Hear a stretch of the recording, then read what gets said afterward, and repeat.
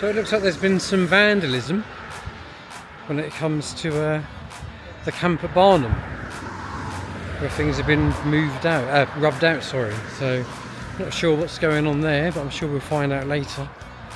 But we're here, ready, just waiting for the rest.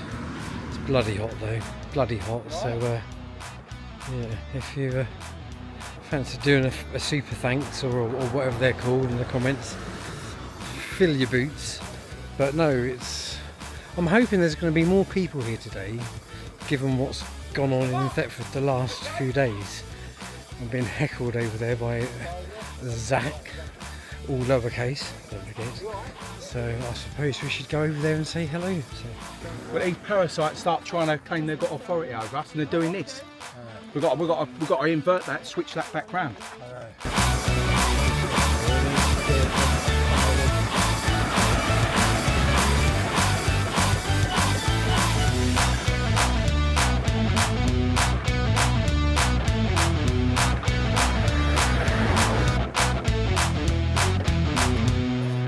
The incidents in Thetford fall within Norfolk Police's arena.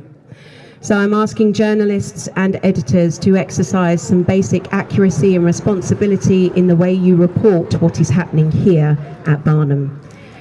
Thank you.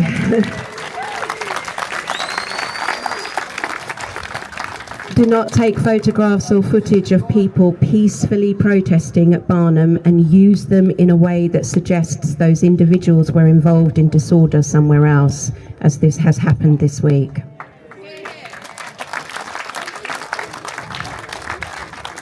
Please don't use images in a context that creates a false or misleading impression about the people appearing in them. And do not describe unrelated incidents as part of the Barnham campaign, simply because they happened within the wider region or because some people may hold similar concerns. They are not the same story. There are real people standing behind those photographs and amongst you today. There are families here, pensioners, veterans, and local residents.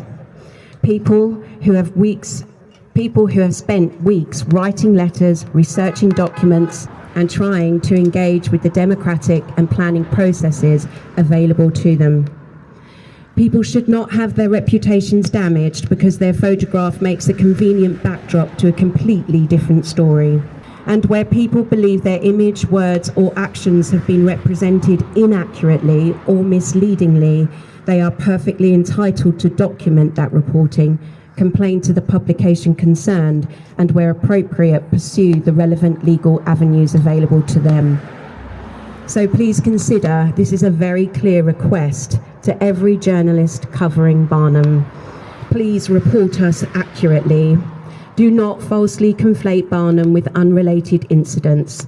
Accurately identify where images were taken, and please don't imply people pictured were involved in conduct they were not involved in. Our campaign is about a specific proposal for a specific site and the consequences that proposal could have for the community in this land.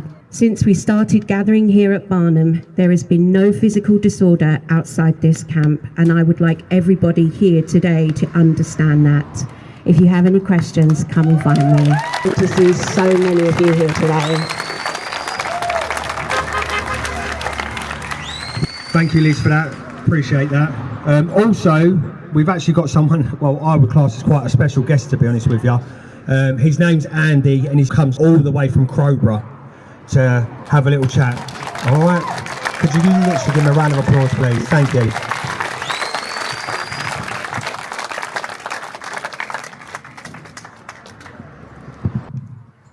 Hello, lovely people. It's nice to see so many people out on a sunny day. I hope you all turn up as well when it's pouring with rain, exactly the same way we did in Crowborough. I was up here a few months ago, before any of this kicked off, before any of this broke in the news. I was staying with some friends at a little village just a half hour from here. And while I was up here, we popped into Thetford one afternoon to have a bit of lunch. And I was surprised how similar Thetford is to Crowborough. You've got, I know this is Barnham based, but this is particularly for Thetford, You've got roughly the same amount of people here as we've got in Crowborough. The town centre is roughly the same size as it is in Crowborough. Thetford is a market town, and Crowborough is what's called a beacon town.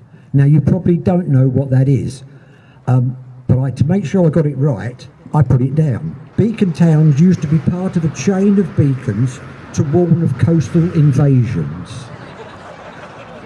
Now, isn't that ironic? I want to tell you a bit about the Crowborough experience. I will just give you the facts, and it'll be up to you to make up your minds how you use the information, and if you think this is starting to look like what's happening here. So here we go. The news broke in Crowborough on the 28th of October last year. It was leaked in the press. We had no idea it was coming, and quite frankly, we didn't believe it. We knew the government had announced they were going to use military camps to base asylum seekers, but we never thought it would be Crowborough, because Crowborough isn't a disused camp. The Crowborough camp was used by our local cadets. There was over 600 local cadets that use it throughout the year, and also throughout the year it also hosts thousands of cadets from all over the country that come to summer camps in Crowborough. So we thought, no, this can't be right, it's a mistake. But anyway, we got together in the local community centre within 2 days, and out of that meeting, 2 groups formed immediately. One was called Crowborough Says No, which is a group you may have heard of who do all the protests, and another one was Crowborough Shield, which is the one I'm mainly involved with. The Crowborough Shield part of the residents, should I say, we wanted to make sure that what we was getting from the office was true, honest, and everything was above board. It soon became clear that what we were getting from the Home Office wasn't making sense, didn't seem to be correct, seemed to be misleading. So we elected to do a campaign to raise funds to take the government or the Home Office to court by means of a judicial review. That was the purpose of Crowborough Shield. I'll touch on that a little bit later. Regards the Crowborough Says No, who arranged the protests, this has now been going for 40 weeks. Now, out of those 40 weeks, I've done 39 of them. I missed this one because I'm here. But it's still going strong, and it still will continue to go strong. And we're proud to say we have never had one incident on any of our protests throughout the whole of the last 8-9 months. And we want it to continue that way. And we firmly believe peaceful protests are the way to go. I'd also like to mention on this bit, on the protests, we've had enormous support from the local police, and over the months, you know, you get to know your local police. We've had police actually brought up from Hastings, Eastbourne, to swell the numbers, because the protests were getting so large and we had to close the main road. We needed the extra police. The police have now actually said to us, they're going to back off now. They're just going to leave us with a couple of token police just to make sure we can get across the main road safely, and some police liaison officers. But I would like to say, from my point of view, from down in Crowborough, the police have been extremely supportive of us, and they haven't, well, there's been no reason for them to have any problems. We haven't given them any problems. And when you've done, you know, like nearly 9 months marches, and you see the same people every week, your same residents, your same children, families, the same police there, you get to know people. And when you think about it, the police have an awful job to do, because if you take their uniforms off, they're just like you and I. They've got wives, husbands and families. They can't voice their opinions though. So I have over the last few months got an enormous respect for our local police force, and I hope you can, over the course of time of your protest, build up the same kind of rapport as we have got. Going back to us, we had the meeting, we had the 2 groups formed, we asked the Home Office what was happening, and they said no decision's been made. On the 13th of November, portaloos and tree surgeons arrived on the camp. On the 21st of November, security guards with dogs arrived on the camp. We asked them again, what's happening? Oh, no decision's been made. On the 5th of December, they decided they would throw our cadets out. So all of our cadets were ejected from the camp, which they've been at for decades, with absolutely nowhere to go. We asked the Home Office why this was happening, and their response was the cadets have had to move off the site because the Home Office was citing safety and safeguarding issues. Now, the cadets were working in a fenced area. They always had either serving military personnel or retired military personnel with them for their training. Now, if the Home Office don't regard that as being a safe area for children, what can I say? I'm just giving you the facts, you make your own decisions. On the 17th of November, large-scale deliveries arrived at the camp. New signage was put up for reception, kitchen, medical centre, gymnasium. And the Home Office said, we haven't made a final decision. Then in the early hours of the 21st of January, at 3 a.m, under the cover of winter darkness, they moved the first coach load in. That was our confirmation that the camp was going to be used. The camp is now run by a company called Clearspring Homes. It's the same company that run the Wethersfield camp in Essex. And it seems to be the model that the Home Office are using for their camp rollout programme. Now, I don't know what's going to happen here, and you don't know either. The one thing you are going to struggle with is getting information from the Home Office. They will try and do everything they can for you not to find out what's happening. That's going to be frustrating. That's something you're going to have to live with and work with. When you look at Wethersfield, they've just extended that to 2029. They can take about 1,200 people there at the moment. Crowborough, that's been extended to 2030. And I understand here, this camp, if opened, is going to be for a minimum of 10 years. Temporary arrangement for 10 years. Now, what's temporary? 40 years is temporary. Who's to say in 10 years' time they don't say, it's still temporary, we'll keep it out for another 10 years. Now, the problem I've got with this, when they say they intend to have the camp, if they open it, for 10 years, why do they need it for 10 years? Is there no programme to get this issue under control? Does the government not want to stop this mad immigration problem we've got? Or are they actively encouraging it? Is there no plan to stop this in 10 years? There's been a lot in the press, particularly around the Wethersfield site, about migrants being bussed out of the camps into nearby towns. And that is true. From Wethersfield, they bus them in minibuses, normally 15 to 20 people, several times a day, to Braintree, which is 7 miles from the camp, Chelmsford, which is 18 miles from the camp, and Colchester, which is 22 miles from the camp. In Crowborough, at the moment, they only bus them to one town. They bus them to Crawley, which is 21 miles from the camp. And this is several times a day, 7 days a week, 365 days a year, yeah, including Christmas Day. But what they found to do on Christmas Day in a town, I don't know. But when I look at this camp here, I can see that Bury is 10 miles away. Market is 24 miles away.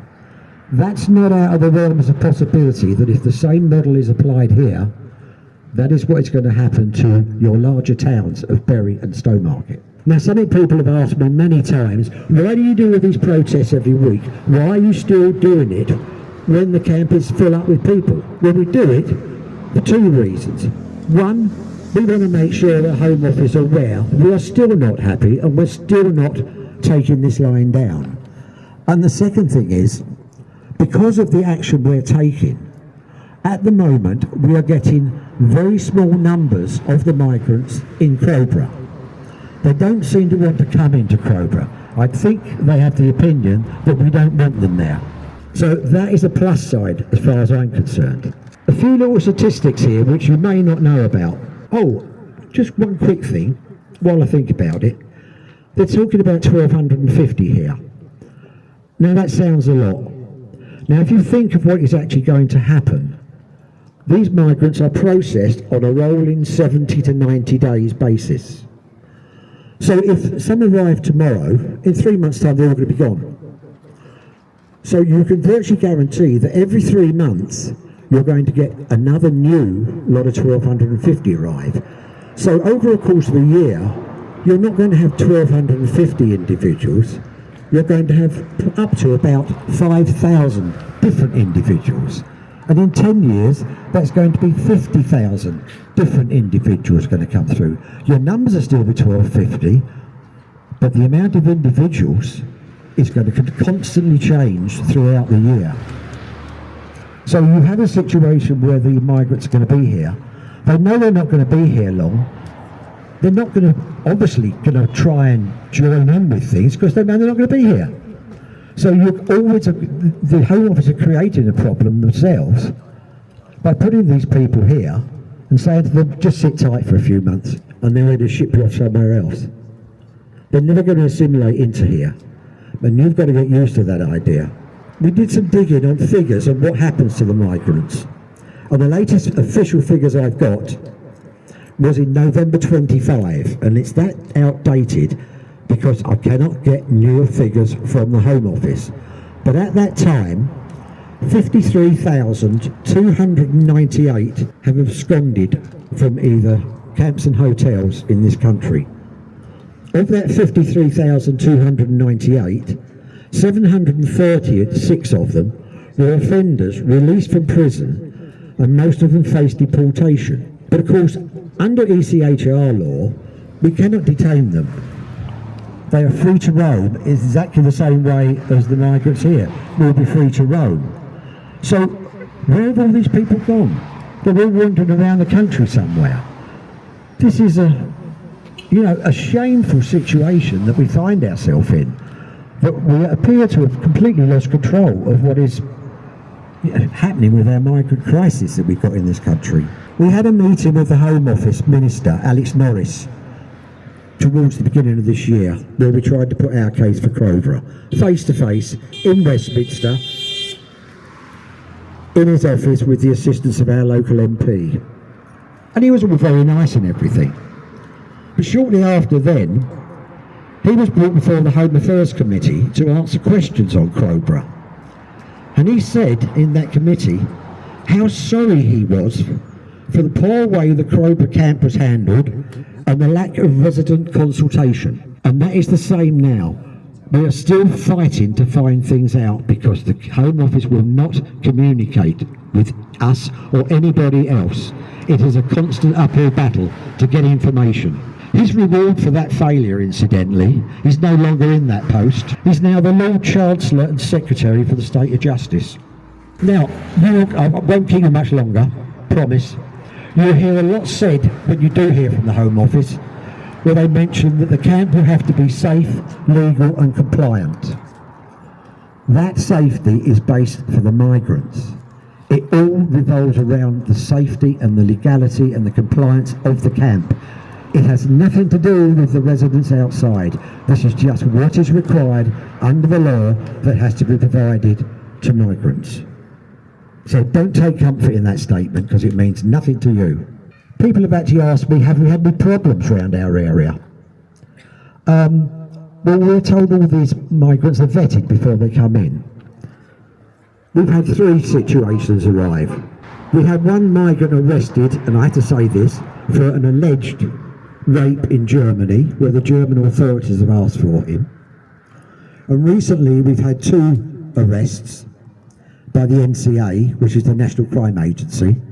You can have a look at them on the website. You can find out the type of crimes they particularly look at. We know that one of the migrants was arrested, charged, and is now on bail for having indecent photographs of children on his phone. That is in the public domain. What we don't know and what we can't find out is the bail conditions. We don't know whether he's confined to the camp or whether he can still walk freely amongst us in the town. Now, this is the kind of information that I believe we should have. We should know about this. We should know this is going on. Because without this information, you cannot make sensible decisions.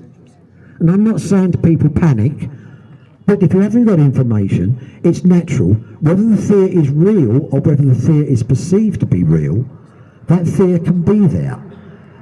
And if you don't know this person is being detained in the camp on bail conditions, every time you see a migrant, you're going to think to yourself, is this one of them? Is this the one?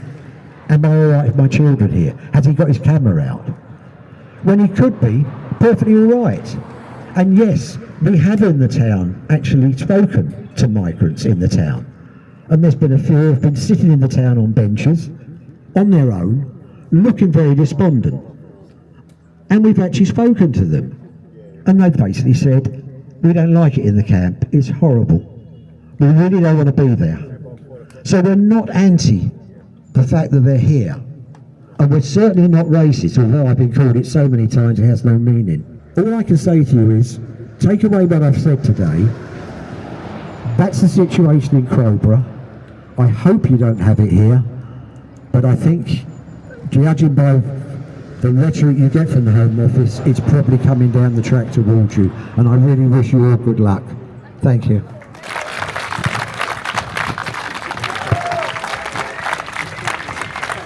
Wow, it's been quite the week for Thetford. Quite the week.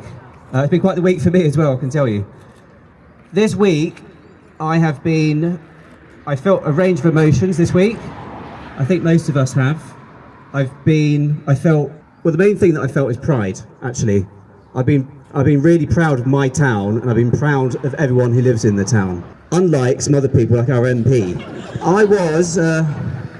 I was actually at one of the protests, and I use that word protest because it was and other people describing it as riots, using words such as mob rule, vigilantes.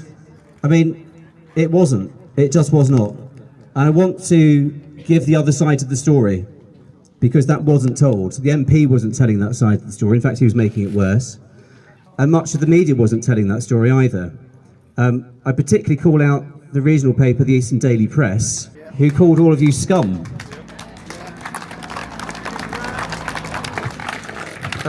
So I think that's you question when these people are calling us divisive. I actually question who are the people actually being divisive?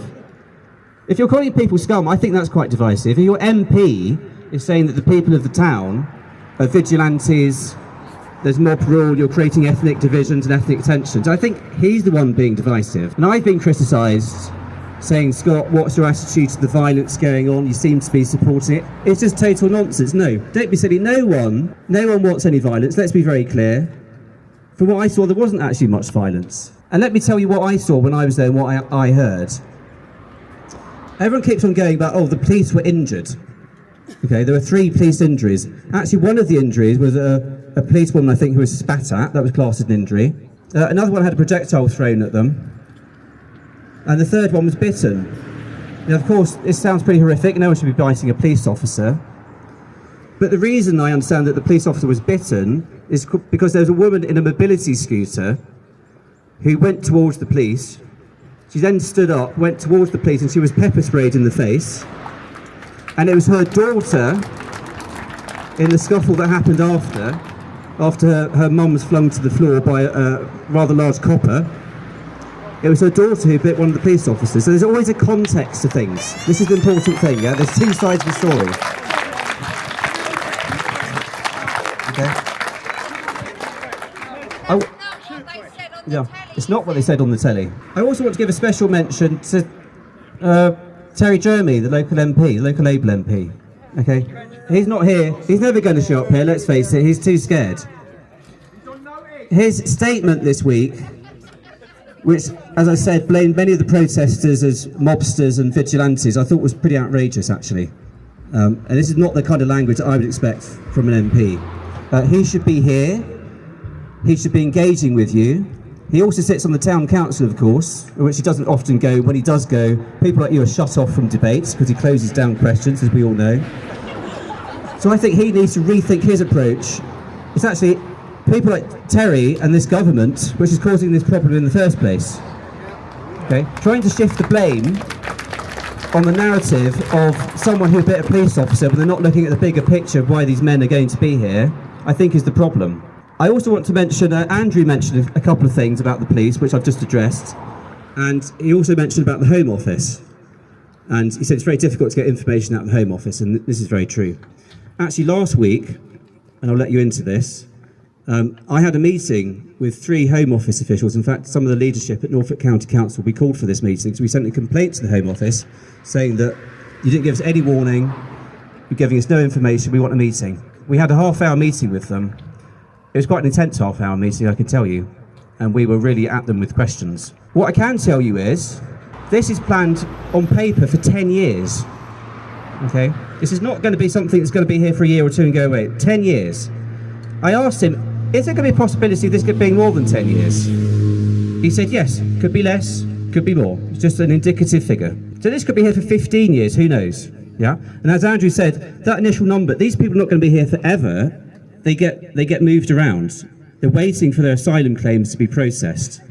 Okay. So if they get granted asylum, the question is what happens to them? Okay. Another question, because I always get this term asylum seekers being used, yes? The government likes this term and papers use this term. It is the official correct term. What it actually means, though, is that it disguises people who come here illegally and legally.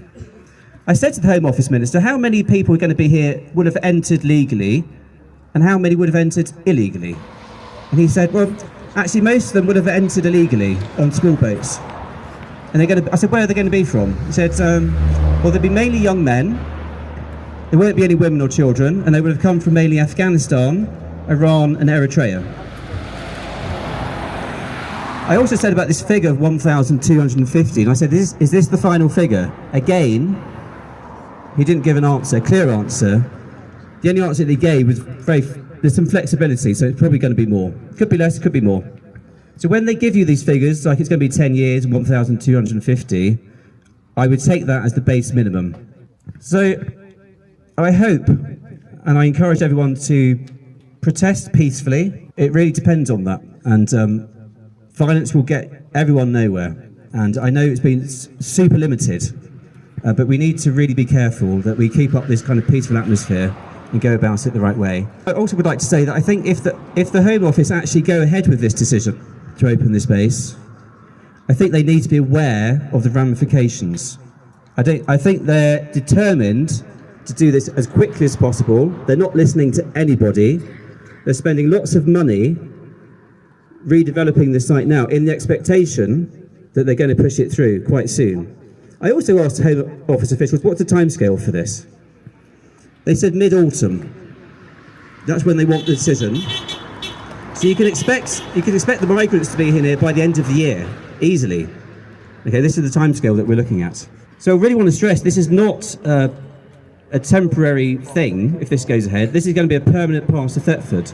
And I really think it's going to spell the end of the town. It's going to be a complete disaster for this place. Ironically, we're here at Barnham, but actually Barnham is not the reason that Thetford was over the news this week. It was actually the HMOs in the town. So not only do we have here, but we also have all these HMOs springing up all over the place with a secret programme by the Home Office and not telling anyone, not giving anyone any information, and people are finding out because they're looking at across the road and seeing a house and seeing all this development going on, and then lots of young men move into the houses. This is totally unacceptable. The Home Office is planning more and more and more of these HMOs across Thetford and across Breckland. The situation is going to get worse if we let them get their way. So thank you for your time, and let's all keep up the pressure. I'm sure that together we can really make a difference. Thank you. Honestly, just keep your applause going for Scott, please. It's amazing what he's done for us so far. I don't think there's any more speeches, to be honest with you. But as you probably already know, you've probably seen. You're not allowed, unfortunately, and you know that.